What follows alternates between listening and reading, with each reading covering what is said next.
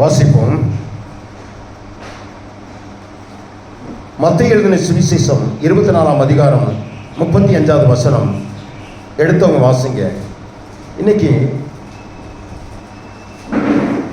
ஆண்டவர் நமக்கு கொடுக்கிற வார்த்தை மத்தேயு எழுதின சுவிசேஷம் 24ஆம் அதிகாரம் 35வது வசனம். வானமும் பூமியும் ஒழிந்து போகும், என் வார்த்தைகளோ ஒழிந்து போவதில்லை. வானமும் பூமியும் எல்லாம் மாறி போய்விடும், உருவாக்கப்பட்ட எல்லாம் சிதைக்கப்படும். ஆனால் கர்த்தருடைய வார்த்தை ஒரு நாளும் என்ன செய்யாதான்? ஒழிந்து போகாது. அவர் சொன்னால் சொன்னதுதான். அவர் சொன்னதை செய்கிறவர். அவர் சொன்னபடி அவர் நம்முடைய வாழ்க்கையிலே அற்புதங்களையும் அதிசயங்களையும் மேன்மையும் உயர்வையும் தருகிறவர். அவர் வாக்கு மாறாத தேவன். மனிதன் மாறலாம், ஆனால் ஆண்டவர் ஒரு நாளும் என்ன செய்ய மாட்டாரு? மாற மாட்டார். அவர் வார்த்தையின் மூலமாக இந்த பூமியை சிருஷ்டித்தார். அந்த வார்த்தை இந்த பூமியை உருவாக்கினது. ஆனால் அந்த பூமி என்ன செய்யுமா? அழிந்து போய்விடும். ஆனால் அவருடைய வார்த்தை என்ன செய்யாதான்? அழிந்து போகாது. உங்களையும் என்னையும் ஆண்டவர் வார்த்தைகளை அனுப்பி குணமாக்கி நம்மளை அழிவிலிருந்து தப்புவிக்கிற தேவன். இந்த வார்த்தையை நாம் கவனிக்க வேண்டும். இந்த வார்த்தையை பின்பற்ற வேண்டும். இந்த வார்த்தையின்படியே செயல்பட வேண்டும். இந்த வார்த்தை நமக்கு ஒரு அற்புதங்களை செய்கிறதா இருக்கும். ஆமென் சொல்லுமா? வானம் பூமி அழிந்து போனாலும் அல்லாதாக அவருடைய வார்த்தைகள் என்ன செய்யலாம்? அழியவே அழியாது. அவர் சொன்னபடியே ஆதியாகம புஸ்தகத்திலே அவர் சொன்னபடி ஒரு ஃபேமிலியை உருவாக்கினார். அந்த ஃபேமிலி ஆதாம் ஏவாள் என்ற ஃபேமிலி. அவங்க கடவுளோடு இசைந்து போக வேண்டும் என்ற திட்டத்தோடு உருவாக்கினார். அவர்கள் சிதைக்கப்பட்ட போது அவர் சொன்னார், மறுபடியுமாய் என்னன்னா ஆதியாகம புஸ்தகம் 3:15 சொன்னாரு, மறுபடியுமாய் ஸ்திரீயின் வித்திலிருந்து வருவேன்னு சொன்னாரு. அந்தபடியே வந்தாரு. மனுஷகுமாரனாய் வந்தார். பாவிகளுக்காக பரிகாரியாக அவர் வந்தார். சொன்னபடி எல்லா காரியத்தையும் மறித்தார். சொன்னபடி மறித்தார். சொன்னபடி என்ன செய்யலாம்? உயிர் தெளிவேன்னு சொன்னாரு. உயிர் தெளிந்தார். அவர் பரத்தில் இருக்கிறார். பரிசுத்த ஆவியானவரை அனுப்புவேன் என்று சொன்னார். பரிசுத்த ஆவியை அனுப்பினார். தேற்றரவால் நம்மளை தேற்றி கொண்டிருக்கிறது. பரிசுத்த ஆவியானவர் நம்மளை பலப்படுத்தி கொண்டிருக்கிறார். அவர் சொன்னதை ஆண்டவர் செய்கிற தேவன். அவர் வானம் பூமி அழிந்து போனாலும் அவருடைய வார்த்தை என்ன செய்யாதாம்? ஒழிந்து போகாது. வாசிங்களேன். சங்கீதம் 119:89. கர்த்தாவே உமது வசனம் என்றென்றைக்கும் என்னன்னா வானங்களில் நிலைத்திருக்கிறது. அவருடைய வசனம் எப்பொழுதும் நிலைத்திருக்கும். அவருடைய வார்த்தை எப்பொழுதும் நிலைத்திருக்கும். ஆமென் சொல்லுமா? எப்பொழுதும் நிலைத்திருக்கும். அவருடைய வார்த்தை எப்பொழுதும் நிலைத்திருக்கக்கூடியது. நம்ம சொன்ன மாதிரி நேற்று என்ன சொன்னேன் ரவிநாட்டு சொன்னது என்ன? நான் மறுநாள் காலையில் வந்து என்ன செய்வேன்? பாஸ்டர் நீங்கள் சொன்னீங்களே, நான் என்ன சொன்னேன்? ஆமாம், மனுஷன் நேற்று பேசுனாங்கன்னா இன்னைக்கு என்ன செய்கிறாங்க? மாறிடுவாங்க. லைலுயா சீக்கிரம் முடிச்சிடலாம். ஆமீன் சொல்லுமா? நேற்று பேசுனாங்கன்னா இன்னைக்கு என்ன செய்யணும்? மாறிடுவாங்க. ஆனால் இயேசு கிறிஸ்து நேற்றும் இன்றும் நாளையும் அவர் மாறாத தேவன். அவர் மாறாத தேவன். ஆமென் சொல்லுமா? 1 பேதுரு புஸ்தகம் 1ஆம் அதிகாரம் 25வது வசனம். கர்த்தருடைய வசனமும் என்றென்றைக்கும் நிலைத்திருக்கும், உங்களுக்கு சுவிசேஷமாய் அறிவிக்கப்படுகிற வசனம் இதுவே. கர்த்தருடைய வசனம் எப்பொழுது நிலைத்திருக்கும்? அது சுவிசேஷமாய் அறிவிக்கப்பட்டு கொண்டிருக்கிறது. அது ரட்சிப்பை கொடுக்கிறது. அது மாற்றங்களை கொடுக்கிறது. அது அற்புதங்களை செய்கிறது. கரங்களை தட்டி தேவனை மகிமைப்படுத்துவோமா? ஆமென் சொல்லுவோமா? அந்த வசனம் நமக்கு சுவிசேஷமாய், அந்த வார்த்தை சுவிசேஷமாய் அறிவிக்கப்பட்டு கொண்டிருக்கிறது. அந்த வார்த்தையின் மூலமாக நாம் ஸ்திரப்பட்டு நம்ம ரட்சிப்பை அடைந்திருக்கிறோம். ஆனால் தேவனுடைய வார்த்தை ஒரு நாளும் என்ன செய்யாதான்? ஒளிந்து போகாது. அந்த வார்த்தைகளை நம் காலையிலே, அதனால் தான் தாவீது சொல்கிறான், அந்தி சந்தி மத்தியான வேலையிலும் ராக்கால வேலையிலும் நான் என்ன செய்தேன்? தேவனுடைய வார்த்தையை என்ன செய்தேன்? தியானிக்கிறேன். 1ஆம் சங்கீதத்தில் சொல்கிறது, இரவும் பகலும் தியானிக்கிற மனுஷன் பாக்கியவான், அவன் செய்வதெல்லாம் வாய்க்கும் சொல்லுது. தேவனுடைய வார்த்தை ஒரு வல்லமையை கொண்டு வருகிறது. தேவனுடைய வாழ்க்கை நமக்கு என்ன செய்யலாம்? பரிசுத்தத்தை கொண்டு வருகிறது.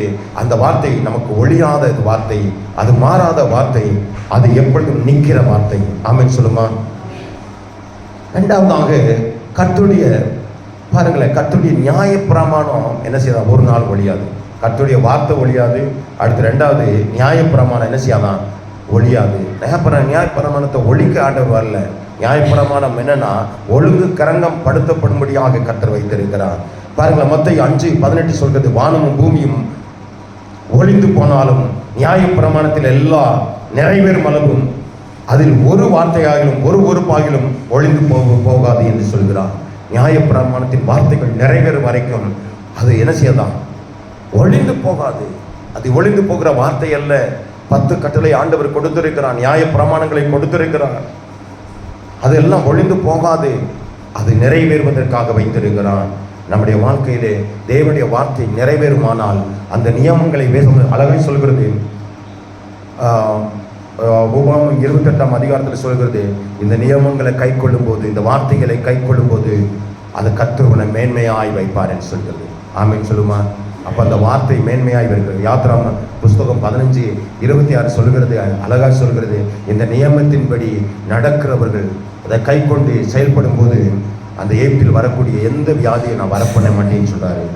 நியமங்களை, தேவனுடைய வார்த்தைகளை என்ன செய்யலாம்? நம்ம கை கொள்ளும் போது அது பெரிய ஒரு மேன்மையை கொடுக்கிறது. பாருங்கள், நியாயப்பிரமாணத்தின் வார்த்தைகள் ஒரு நாளும் என்ன செய்யாதான்? அதை நிறைவேற்றுவதற்காக, அது நம்மளை அதை சீர்படுத்துவதற்காக ஆண்டவர் வைத்திருக்கிறார். அது மாறாதது, அது நிறைவேறும்படியாக கர்த்தர் வைத்திருக்கிறார். லூக்கா 16:17 எடுத்தவங்க வாசிங்க. லூக்கா 16:17.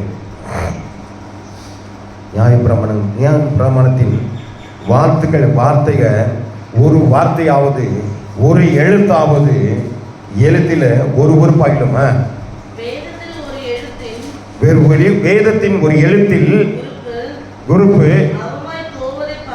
அவமாய் போவதை பார்க்கிலும் வானமும் பூமியும் ஒழிந்து போனால் எளிதாயிருக்கும்.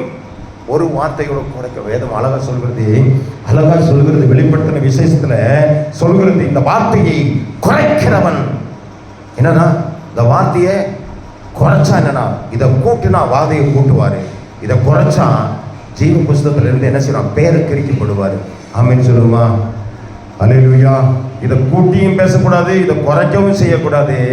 இந்த வார்த்தை அப்படியே உள்ளதென்று, இல்லாததை இல்லை என்று சொல்லி அப்படி ஆணித்தனமா சொல்லக்கூடிய அந்த வார்த்தையை நாம் என்ன செய்வோம்? கை கொள்கிறவர்களாக இருக்க வேண்டும்.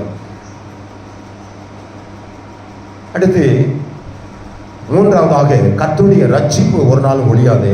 ஏசாயா தீர்க்கதரிசியின் புஸ்தகம் 51:6-8 சொல்கிறது, பூமி வஸ்திரத்தை போல் பாலாய் போகும், அதில் பாருங்களேன், அதன் கீழே அதில் உள்ளவைகள் எல்லாம் அப்படியே ஒளிந்து போவார்கள். ஆனால் என் ரட்சிப்போ என்றென்றைக்கும் என்ன செய்யுமா? என் நீதியை தலைமுறையா இருக்கும், என் நீதி அற்று போவதில்லை என்று ஆண்டவர் சொல்கிறார். நீதி அற்று போகாது, அது தலைமுறையாய் நம்மளை நேர்த்தியாய் நடத்துகிறதாய் இருக்கிறது. அவருடைய வார்த்தை தலைமுறையாய் இருக்கிறது. அந்த வார்த்தை தலைமுறையாய் பின்பற்றி கொண்டிருக்கிற வேளையில தான் அந்த எகிப்தில் இருந்து, அந்த பாபிலோனை சிறைப்பட்ட நாட்களில் இருந்து அவர்கள் திரும்பி வரும்போது, எஸ்ரா தேவனுடைய வார்த்தையை வாசிக்கும் போது, நியாயப்பிரமாணங்களை வாசிக்கும் போது அவர்கள் அழுதார்கள், அவர்கள் அர்ப்பணித்தார்கள். ஆண்டவருடைய சமூகத்திலே தேவனுடைய வார்த்தையை கேட்டு அவர்கள் பயங்கரமாக கதறி அழுதார்கள் என்று வேதம் சொல்கிறது. ஆமென். தேவனுடைய வார்த்தை மாறிட்டோம், தேவனுடைய வார்த்தையை விட்டு விலகிட்டோம், அதனாலே நாங்கள் சிறைப்பிடிக்கப்பட்டோம், நாங்கள் சிதறடிக்கப்பட்டோம் என்று சொல்லி உணர்ந்தார்கள். தேவனுடைய வார்த்தையை கை கொள்ளும் போது ஆசீர்வாதம், அதை கை கொள்ளாத போது நாம் சிதறடிக்கப்படுகிற, நம்முடைய ஆசீர்வாதங்கள் சிதறடிக்கப்படுகிறதை காணப்படுகிறது.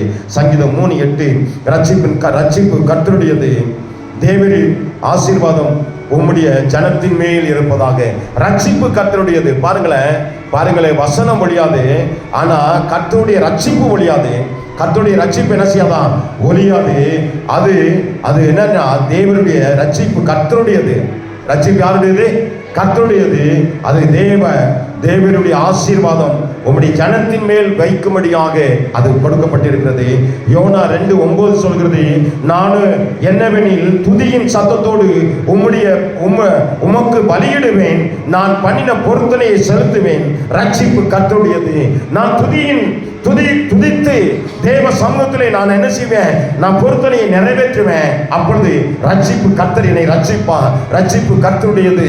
தேவனுடைய சமூகத்திலே பொருத்தனை நிறைவேற்றும் போது ரட்சிப்பை தருகிற தேவன் அந்த ரட்சிப்பை கட்டளையிட்டு நம்ம அந்த ரட்சிப்பை பெறும்போது ஆசீர்வாதத்தை நம்முடைய வாழ்க்கையிலே கட்டளையிடுகிற தேவன். அப்போஸ்தலர் 4:12 சொல்கிறது, அவரே அல்லாமல் வேறொருவராலும் ரட்சிப்பு இல்லை.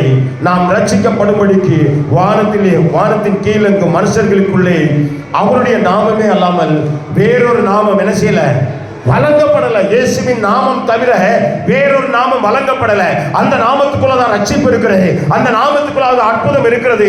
நாம் இயேசுவின் வல்லமையை கொண்டு நாம் வல்லமையினாலே இந்த பிசாசை துரத்துகிறோம் என்று சொல்வதில்லை. ஆனால் இயேசுவின் நாமத்தினாலே இந்த பிசாசை துரத்துகிறோம் என்று சொல்கிறோம். இயேசுவின் நாமத்தினாலே அற்புதம் நடப்பதாக என்று சொல்கிறோம். இயேசுவின் நாமத்தினாலே சுகம் உண்டாகட்டும், இயேசுவின் நாமத்தினாலே சமாதானம் உண்டாகட்டும் என்று சொல்கிறோம். அப்படிப்பட்ட இயேசுவின் நாமத்தின் நிமித்தம் ரட்சிப்பை கர்த்தர் கட்டளையிடுகிறார். கரங்களை தட்டி தேவனை மகிமைப்படுத்துவார். கடைசியாக நாலாவதாக கர்த்தருடைய அன்பு ஒழியாது. கர்த்தருடைய அன்பு ஒளியவே ஒழியாது. எபேசியர் 6:24 சொல்கிறது, நம்முடைய கர்த்தராகிய இயேசு கிறிஸ்துவிடத்தில் அழியாத அன்புடன் அன்பு கூறுகிற யாவரோடும் கிருபை உண்டாயிருப்பதாக.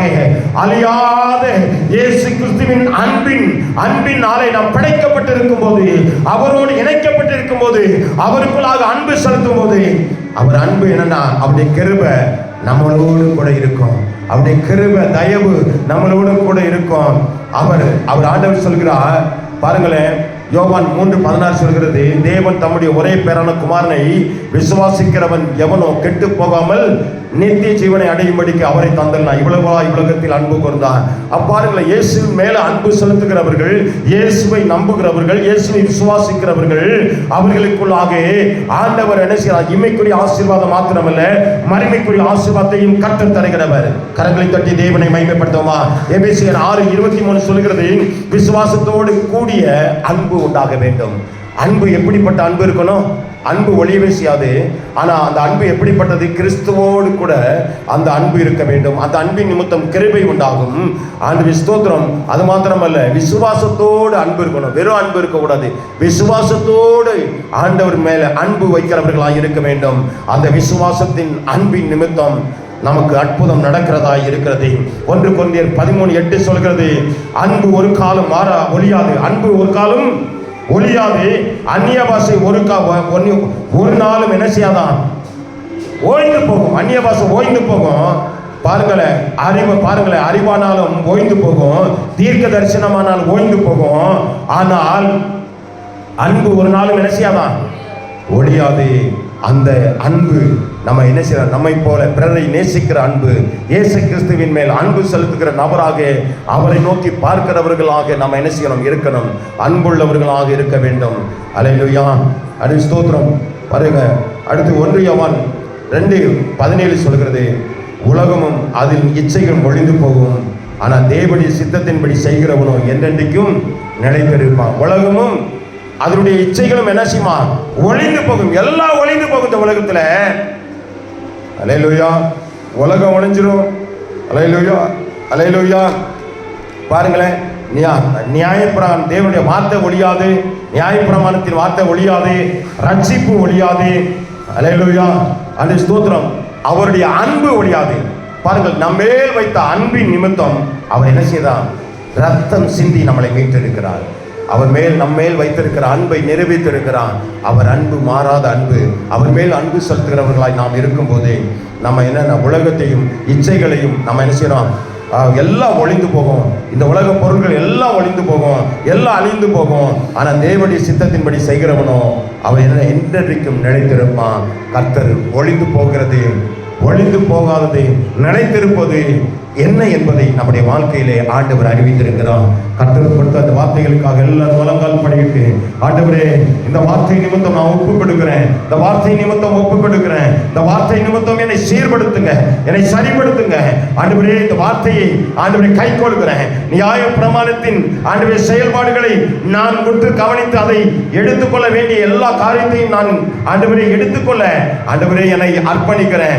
அது மாத்திரமல்ல ஆண்டவரே, ரட்சிப்பை ஆண்டவரை நான் மையமாய் கொண்டு ஆண்டவரே என் வாழ்க்கையிலே ஆண்டவர் தேவன் கொடுத்த ரட்சிப்புக்கு ஏதுவாக ஆண்டவரே கர்த்தர் எப்படியெல்லாம் என்னை ரட்சிக்கிறார், எப்படியெல்லாம் தேவன் என்னை ரட்சித்திருக்கிறார், அந்த ரட்சிப்புக்கு ஏதுவான வழிகளை நான் அறிந்து கொண்டு நான் ஓடுவதற்கு எனக்கு ஆண்டவரே இந்த ரட்சிப்பு ஒரு நாளும் அழியாது, தேவன் கொடுத்த ரட்சிப்பு அழியாது, அந்த ரட்சிப்பின் வழிகளை அறிந்து கொண்டு ஓட எனக்கு கிருபை செய்யுங்கப்பா என்று சொல்லி எல்லாரும் ஸ்தோத்திரம் பண்ணுவோம். அடுத்து அன்பு ஒழியாது. ஆண்டவர் ஸ்தோத்திரம். அன்பு, தேவன் நம்ம மேல் வைத்திருக்கிற அன்பு ஒழியாது.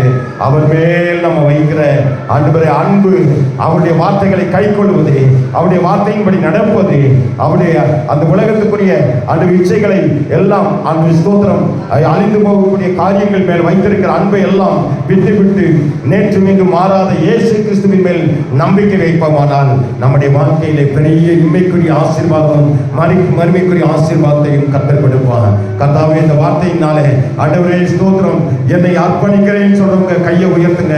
எத்தனை பேர் அர்ப்பணிக்கிறீங்க? கர்த்தாவே, நல்ல பிதாவே, இந்த வார்த்தை நிமித்தம் ஆண்டவரே அர்ப்பணித்திருக்கிற அத்தனை நபர்களுக்கும் ஆண்டவரே தேவ அன்பை ஆண்டவரே ஊற்றுவீராக, தேவ ரட்சிப்பை ஆண்டவரே அறிந்து கொள்ள கிருபை செய்வீராக. ஆண்டவரே, தேவனுடைய நியாய பிரமாணத்தின் ஆண்டவரே வார்த்தைகளை அறிந்து கொண்டு செயல்பட கிருபை செய்வீராக. ஆண்டவர் தேவனே, ஆண்டவர் வானம் பூமியும் அழிந்து போனாலும் என்னுடைய வார்த்தை அழிந்து போகாது என்று சொல்லியிருக்கிறபடி அந்த வார்த்தையை கை கொண்டு வேதத்தின் மேல் பிரியமாய் இருந்து வேதத்தை ஆண்டவரே வேதத்தின் மூலமாக தம்முடைய வார்த்தைகளை அனுப்பி ஒவ்வொரு நபர்களையும் குணமாக்குங்க ஆண்டவரே. தொடர்ந்து ஆவியானவருடைய பிரசன்னம் கொண்டிருக்கட்டும். இயேசு கிறிஸ்துவின் வல்ல நாமத்தில் ஜெபிக்கிறோம். அல்ல